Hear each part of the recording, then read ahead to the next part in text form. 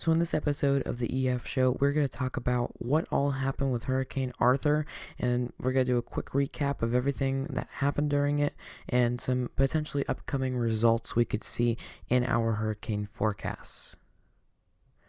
So, as you know, we did see a tropical storm occur before that June 1st date, and June 1st is the date that we say hurricane season begins on. Most hurricanes occur in August, September, and October, but we do count June as a hurricane month just purely because we have seen hurricanes in June and July before. And so that's why we have that date set that early, is because that's when we start to shift and we see tropical activity. So what we're going to be discussing today is mostly a quick overview of what all happened with it, some forecast stuff, and then we'll conclude the episode with talking about maybe some expectations and potential guesses on what could happen in the next coming months with this upcoming hurricane season. So our first named storm, Arthur, was a tropical storm. We did see it down in parts of the Florida Keys, and then we suggested a 5-day out invest area just off the southeastern coast where we were going to expect some development that would parallel Florida. And so there was a 80% chance about 2 days out. So then we did see that storm produce. So overall, we did get a pretty good guess on that. It was a 50-50 at the 5-day. 3-day, it was like a 60. And then as we got to the 2-day, we saw an 80. And then obviously the day before is whenever we would see that would strengthen and become Arthur. So looking over what all happened this year so far with early storms, we have seen a lot of tropical influence already. Hasn't been tropical storm influence, but it's been more of looking at what moisture out of the Gulf has actually been allowing storm development across parts of the country. And the biggest thing was seeing temperatures allowing the south to hit 100 multiple times, but that ridge was only in certain areas. And we have seen very weird jet stream this year, allowing much colder air to fill into parts of the eastern portion of the country. So overall, it is something that we don't see crazy often is storms before June 1st, but just to put this in your mind, we actually have had a named storm before June 1st. It was the last 6 years. And so it's going to be interesting to see in the years to come how early storms will be. And so the big thing and the big question that people have been asking recently is, why don't we move the hurricane season up a little bit if we're saying it starts so early and stuff is always happening before June 1st? Why not move that date to the middle of May? Well, the big reason is because we haven't seen a big hurricane during that time. Of those 6 years, they've all been tropical storms. Not one of them has been a hurricane, and for us to even remotely start to think about it, we would need 1 or 2 hurricanes. It wouldn't just be a fluke. We'd have to see multiple occur before that date, and they would have to be big hurricanes, so probably a Cat 2 or higher. We couldn't really say, okay, 2 Cat 1s happened. If there was a Cat 3, a Cat 4, then we could start considering what could be going on with them. And so that's why we talk about, what all happens tropical-wise, because looking at the tropical forecasts, they only plan 1 and then 3 months out. You can't expect exact dates. Even down the weeks is hard to get by. And so overall, it's definitely hard to suggest each year how many to expect, but we can go ahead and look at what's happening out over the Atlantic to kind of get a small hint at what could potentially happen. And the majority of this is caused by seawater levels, so heights of seawater, waves, storms occurring, and then also the biggest influential factor is going to be our sea temperatures. So on a colder sea, we're going to see less of a severe season, but if we see them above average, that's when we are going to see these storms influencing and being brought about. So if you haven't seen this website before, we call it here in the weather community, we really do enjoy it, but it is Tropical Tidbits, and it shows all the ensemble models and everything that's been going on, and basically what all you can expect. And it has very good information, basically what all you can probably look at. You can see the weekly, the monthly, and it's just really good to tell what all is going on. So looking at like the little stuff on the side, it goes from like -12 all the way up to 12 or higher. So what you can look at overall is kind of what anomalies are going on with them. You can see the upper dynamics, you can see thermodynamics from temperatures, and so that's going to allow us to see what all is going on across parts of the nation. And then we could see including parts of the country. And when you look at overall what you can expect global temperature wise, when you look at what's going on in May, we are seeing colder oceans, and that's because we have had that, not a ridge, but a trough, that lower portion of the storm that has really allowed for these big time developing systems to occur where we see low pressures following through. And so when we look at stuff like temperature and what's going to happen like a month out, we start to look and try to tell, okay, what can we expect overall from these systems? And we are seeing temperatures looking from here in May, the middle of May on to the beginning of June. We are expecting them to be anywhere between average and about 10 degrees below average across parts of the nation here. And so whenever we see that, that definitely shows us that we aren't seeing anything that's going to recommend or potentially show us anything that is going to be super potentially catastrophic in a way. So it is something that is good. It's good to see, but looking at the Atlantic is where we're going to need to see overall what we could expect. And temperature-wise, it is something that we always look at because based on the temperature, we see how much things are going to change. And we are looking at basically June, July, and August, the 3-month really forecast. We are expecting potentially some development, but we have to note it will be below average temperature-wise. And really, we see that really with normal anomalies, we see that colder oceans are indicative of a slower moving environment. So we don't see these huge storms really stacking up on top of each other. It does look to be very wet though down there in that part of the world, and what you can expect with that is overall some really heavy rain totals, but when you see what's going on monthly, we don't expect anything crazy on the side of, hurricanes. So you can see what's going on if you look at the website. I'm just clicking through it right now, trying to see different regions and stuff and what they could be expecting.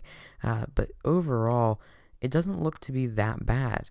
It looks to be mostly really a colder year so far from what we could tell.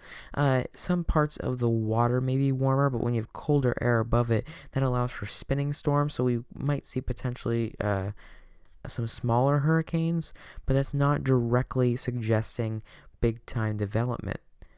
And so you may be curious, what are the names for this year's storms?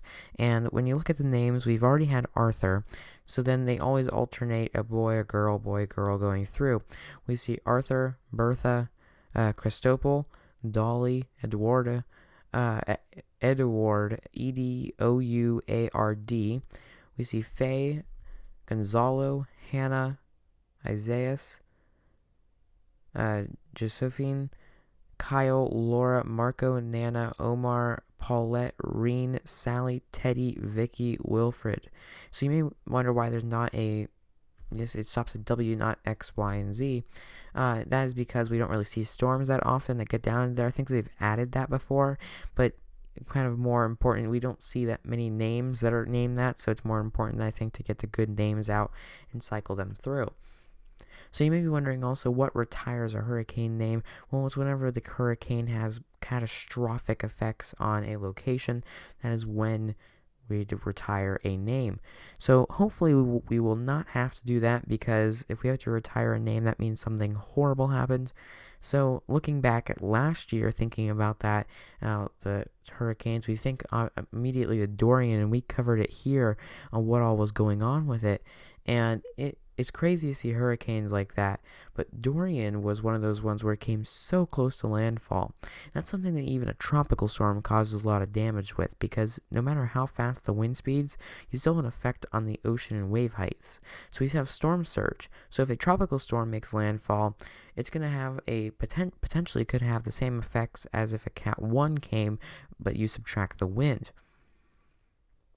And really, tropical winds are not something to joke around about. They're still damaging and can be horrible. But overall, when you look at what all happens in a tropical storm, it is just moisture induced. It's much more of a rain total type of system, while hurricanes are just wiping stuff off the map with wind. So definitely overall, looking at Arthur, it did come within, I believe it was 80, maybe even got to 50 miles off the coast. So it did not make a landfall. But looking at the last storms named Arthur, there have been, I believe, 4 of them. 2 of them have made landfall, and they've all gone through the same similar area.